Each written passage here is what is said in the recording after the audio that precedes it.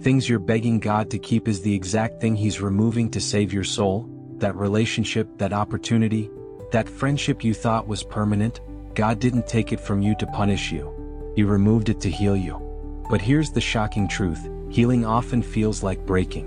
When God starts cutting things out of your life, it doesn't feel holy, it feels like betrayal, it feels like loss. But few people know that God's scalpel never misses its mark. He is the great physician, and sometimes He has to perform spiritual surgery to remove toxic attachments, dead weight, and hidden dangers you couldn't see, because if He left it in, it would have killed the purpose He put inside you. Think about Abraham. God told him to leave everything familiar, even his family, to step into promise. Lot, his nephew, wasn't even part of that instruction, yet Abraham brought him. And what happened? Strife, delay, confusion. It wasn't until Lot separated from Abraham that God spoke again with clarity and vision. Read Genesis 13. The lesson: not everyone is meant to walk with you into your next season, and some blessings won't be released until you obey the separation. You're holding on to what God is calling you to let go of, and that's why it's hurting.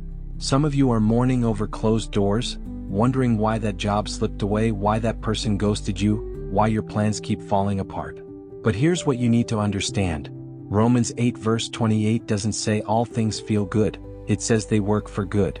God removes not to harm you, but to protect the assignment on your life. That friend who betrayed you, it was exposure. That relationship that drained your peace, it was a test. That opportunity you lost, it was redirection. And the most painful part, sometimes it's not just people, sometimes it's your own habits, your comfort zones, your old mindset. God will shake the very ground you're standing on to shift you into purpose. You're praying for peace, but God is removing the chaos. You're praying for clarity, but He's silencing the noise. You're praying for elevation, but He's humbling your circle. And here's a hidden truth: the longer you fight what He's removing, the longer you delay what He's trying to give you. Let that sink in. Even Jesus had to remove the crowd to heal the girl in Mark 5. Even Paul had to let go of his status to gain Christ. Even Jonah had to be thrown off the boat for the storm to stop. For everyone, sometimes you're the Jonah in someone else's life, and sometimes someone else is the Jonah in yours. So, take this as your warning and your encouragement. If God is pruning you, it means He sees fruit in you. John 15 verse 2 says He cuts every branch that bears fruit so it can bear even more. Pain is not always punishment, sometimes it's preparation. What looks like rejection is often redirection. What looks like a loss is actually protection. Stop calling it the enemy when it's really God's mercy in disguise. If He had answered every prayer you cried, you'd still be stuck in cycles that were draining you. Let this be your wake-up call. Stop chasing what God is cutting. Stop mourning what God has moved.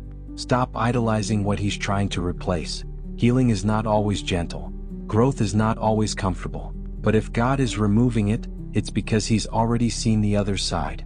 Jeremiah 29 verse 11 isn't a cliche, it's a guarantee. His plans for you are good, but they require surrender. So let Him break what needs to be broken. Let Him strip what needs to be stripped. And trust deeply that your healing is hidden in the removal. This is your moment to shift from asking, "Why me?" to saying, "What now, God?" This is your time to trade pain for purpose, loss for launch, and heartbreak for healing. You are not being buried, you are being planted.